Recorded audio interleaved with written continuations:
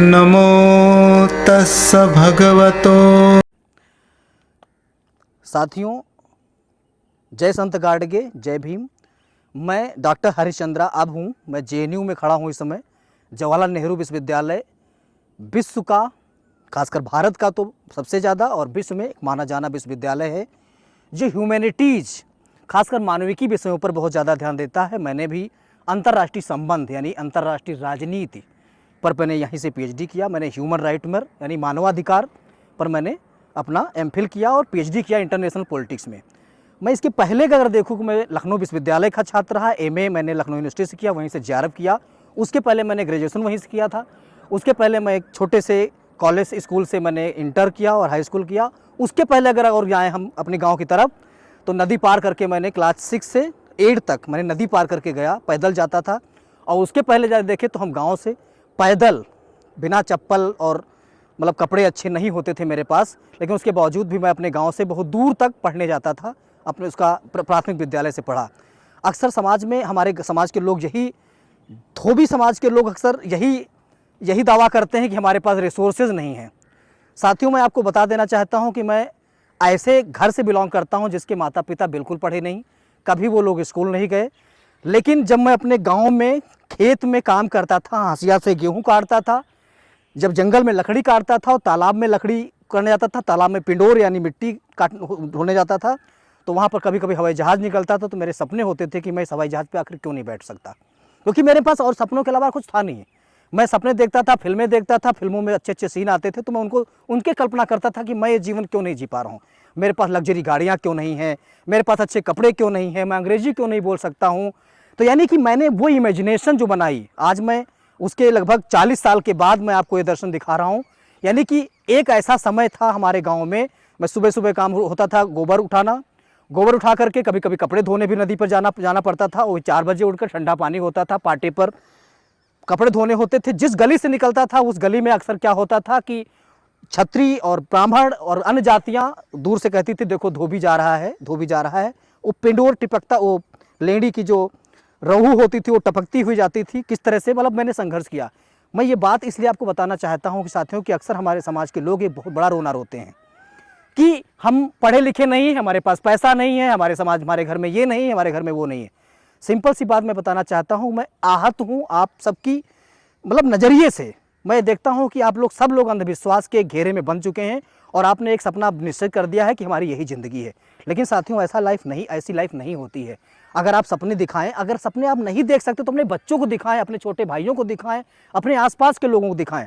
लेकिन किसी न किसी तरह से आप, सिंपल सी बात है कि इमेजिनेशन, आइंस्टीन आपने सुना होगा, आइंस्टीन एक बहुत बड़े साइंटिस्ट हुए हैं। उन्होंने कहा है कि दुनिया में सबसे बड़ी माइंड की जो उपज होती है वो हमारी कल्पनाएं होती हैं।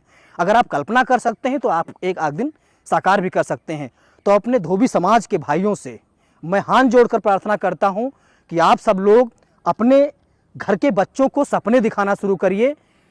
अगर सपने वो नहीं देखते हैं तो उनको बार बार उनके सामने अच्छी बातें करिए, अच्छे सीरियल दिखाइए, अच्छी किताबें पढ़िए, अच्छे अच्छे उनके सामने गाने बजाइए, महापुरुषों के गीत बजाइए। डॉक्टर अंबेडकर हैं, फूले हैं, नेल्सन मंडेला हैं, ज्योतिबा फूले हैं, काशीराम हैं, मायावती हैं, संत गाडगे हैं। इन सब के बारे में ठीक से आप एक चर्चा कीजिए उनके बारे में कि आखिर डॉक्टर अंबेडकर का जीवन कैसा था, जिसको स्कूल में प्रवेश नहीं होने दिया जाता था, जिसको दूर से ही लोग पानी नहीं पीने देते थे।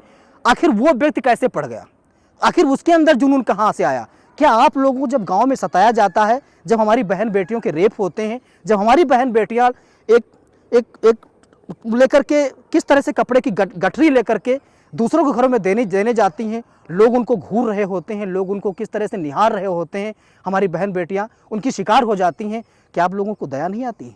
हमें लगता है कि हम पे विचार करना चाहिए। हमें बिल्कुल बता रहा हूँ कि मेरे आंसू नहीं आ रहे हैं, लेकिन मेरे रोना आ रहा है कि कब हमारा समाज ये जागेगा। और जब तक हमारा समाज पढ़ेगा लिखेगा नहीं और बड़े सपने नहीं देखेगा, तब तक वास्तव में हम जंजीरों में जकड़े रहेंगे और आसपास की जो बड़ी जातियां जिसको हम कहते हैं वो हमें सताते रहेंगे। और वो सताते रहेंगे तो हम और पंगु हो जाएंगे। और याद रखना, कुछ लोग सोचते हैं कि हमारे पास 1-2 करोड़ रुपया है, घर बन गया है, 10-15 बीघे ज़मीन हो गई है, इससे कुछ नहीं होने वाला। जब तक आप अच्छी किताबें नहीं लिखोगे, अच्छा बोलना नहीं सीखोगे। क्योंकि डॉक्टर अंबेडकर ने एक बात बोली थी, हमारा जिंदगी का सबसे बड़ा उद्देश्य होना चाहिए बुद्धि का विकास। अपनी बुद्धि का विकास करिए। हो सकता है एक समय पर पैसे आप कम कमाएं, लेकिन जब तक अपने बच्चों के अंदर आप सपने नहीं बोनेंगे, अपनी बुद्धि का विकास नहीं करेंगे तब तक, और ये सब कुछ कैसे आएगा?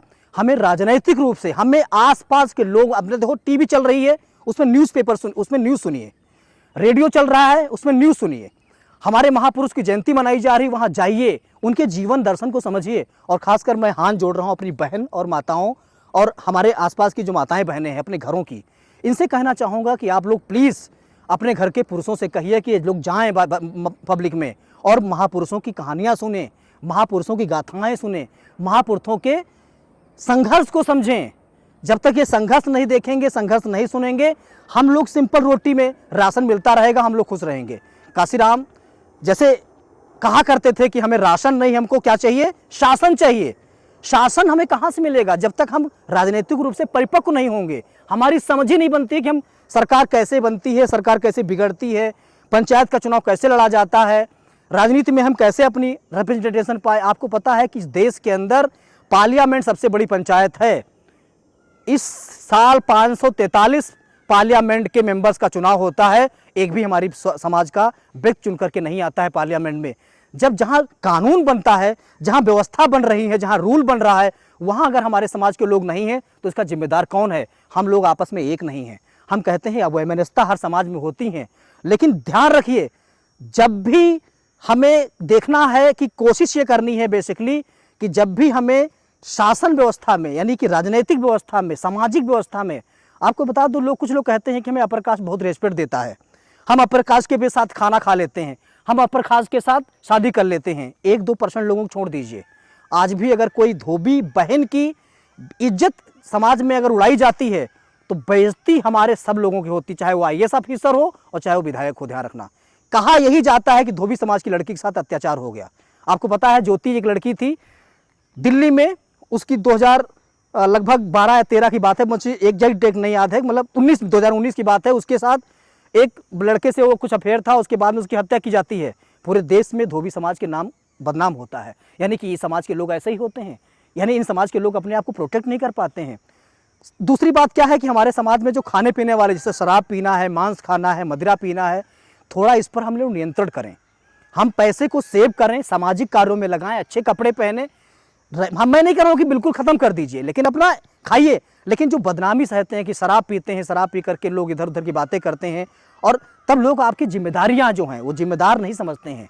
तो मैं अपील आपसे हाथ जोड़कर यही करता था। मैं आपका एक छोटा बच्चा हूं, कह लीजिए। मैं यहीं मतलब एक गांव से पढ़ करके आया और धीरे धीरे यहाँ तक मैं एक संदेश देना चाहता हूँ। मैं धोबी समाज से हूँ और मैं किसान मजदूर के घर में पैदा हुआ। मेरे घर में सिर्फ 2 बीघे ज़मीन थी, लेकिन कैसे मैंने मजदूरी करके, सड़क बना करके, कपड़े धो करके, ट्यूशन पढ़ा करके मैंने अपनी पढ़ाई की। और पढ़ाई करके मैंने इसी JNU में, जो आप JNU देख रहे हैं, आप आसपास ये बड़ा कैंपस है जवाहरलाल नेहरू विश्वविद्यालय, इसी कैंपस में पढ़ा और पढ़ करके मैंने अपनी PhD की। और दिल्ली विश्वविद्यालय में मैं असिस्टेंट प्रोफेसर बना, वो भी पॉलिटिकल साइंस का बना।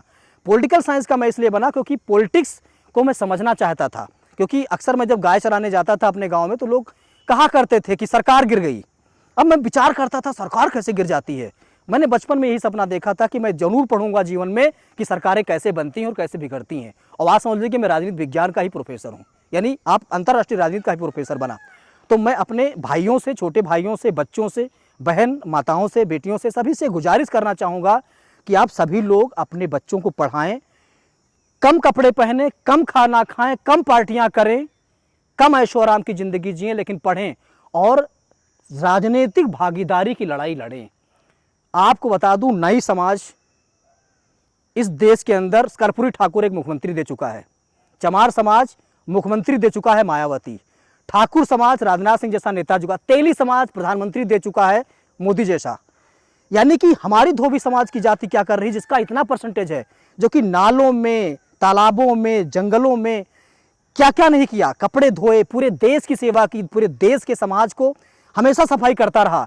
लेकिन जब आज राजनीतिक पार्टियां, चाहे वो बीजेपी हो, चाहे वो कांग्रेस हो, चाहे समाजवादी पार्टी हो, चाहे बसपा हो, जितनी भी पॉलिटिकल पार्टियां हमने देखा है, जब भी, चाहे आम आदमी पार्टी हो, यानी कि जब भी इनसे मिलने की बात की जाती है तो कोई भी पॉलिटिकल पार्टी कभी भी रिप्रेजेंटेशन की बात नहीं करती है, क्योंकि वो जानते हैं कि धोबी समाज एक नहीं है और धोबी समाज कपड़े धोने का काम करता है।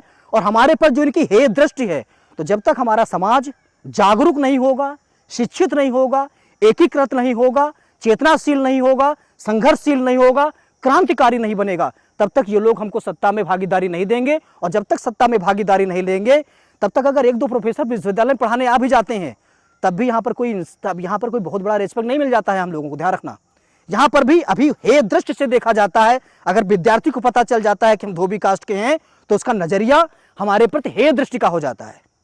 जब तक उसको पढ़ाते हो तब तक कहता है कि बहुत अच्छा पढ़ाते हैं सर, लेकिन जब उसको ये पता चल जाता है कि हम इस कास्ट के हैं, तो उसका नजरिया हमारे पर बदल जाता है। आज भी जहाँ पर बड़ी बैठकें होती हैं, जहाँ बहुत सारे प्रोफेसर होते हैं, जातिवाद भरा पड़ा है।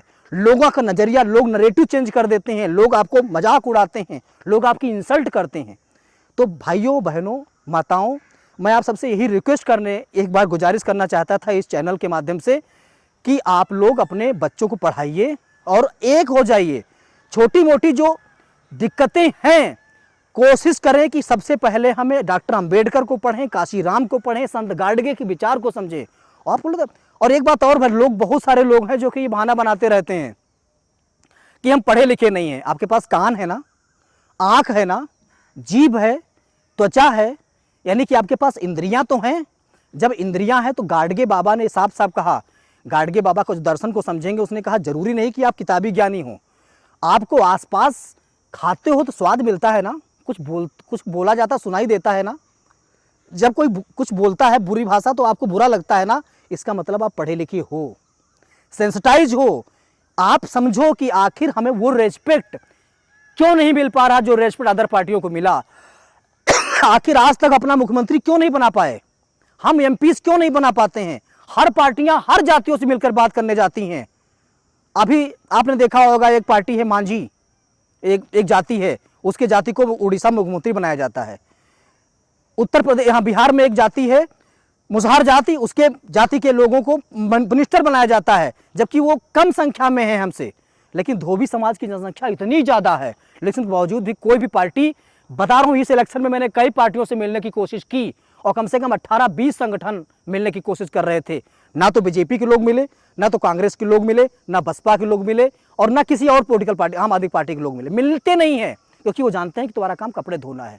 तो मैं अपील करता हूँ कि आप लोग पढ़िए लिखिए और डॉक्टर अंबेडकर को अपना भगवान समझिए। वही व्यक्ति है, भगवान का मतलब यह है कि जो व्यक्ति द्वेष और राग से दूर हो। भगवान का मतलब हमारा कोई दैवी शक्ति से नहीं बता रहा हूँ, उनको समझिए, काशीराम के आंदोलन को समझिए, गाडगे बाबा के भाव को समझिए, और हम लोगों के दर्द को समझिए कि हम लोग कितना परेशान हैं कि आखिर जब तक हमारे देश में धोबी समाज के व्यक्ति शासक नहीं होंगे, पार्लियामेंट में नहीं होंगे, विधानसभा में नहीं होंगे, पंचायतों में नहीं होंगे, तब तक धोबी समाज सिर्फ कपड़े धोने वाली समाज कहलाएगा। और हम नहीं चाहते हैं कि हमारा समाज सिर्फ कपड़े आप तब तक धोइए जब तक आपके पास कोई अल्टरनेट ना हो। जब तक आपके पास कोई दूसरा साधन आ जाए, आप तुरंत कपड़ा धोना छोड़ दीजिए, आप दूसरा बिजनेस कीजिए। आप सत्ता में आने की कोशिश कीजिए, और सत्ता में तभी आएंगे जब एक होगे। देखिए उत्तर प्रदेश में जाटो समाज एक है, यानी चमार समाज एक है, मुख्यमंत्री बनाया मायावती जी को। इस तरह से मैं कहता हूं कि जैसे यादव समाज देखिए एक हो गया, अखिलेश यादव मुख्यमंत्री बने, और उसके बाद में अभी देखो कितनी सीटें जीत के लाए हैं। धोबी समाज का कोई बड़ा नेता बता दीजिए। और धोबी समाज के उन नेताओं से मैं कहना चाहता हूं जो चमचागिरी कर रहे हैं, जो दूसरी पार्टियों में जा करके छोटे छोटे अपनी ही जाति के लोगों को तोड़ने की कोशिश कर रहे हैं। मैं उनसे अपील करता हूं कि ऐसा वो ना करें। जहां पर वो जीत के जा रहे हैं वहां पर अपनी जाति की समस्याओं को रखें, और अगर कोई पार्टी उनसे नहीं सुनती तो उनको सबक सिखाने के लिए, आंदोलन के लिए तैयार हो जाएं। मैं यही रिक्वेस्ट करने आया था आप सभी लोगों से। अगर मेरी किसी बात का अगर आपको लगा हो कि कुछ मैंने ऐसा वैसा बोल दिया हो, वैसे मैंने बोला वैसा नहीं है, तो मुझे माफ़ करिएगा। और आप सब लोग अपना ख्याल रखें, गर्मी का महीना है, खाएं पिएं एंजॉय करें, लेकिन जो मैंने बोला है उस पर एक बार विचार करके देखें।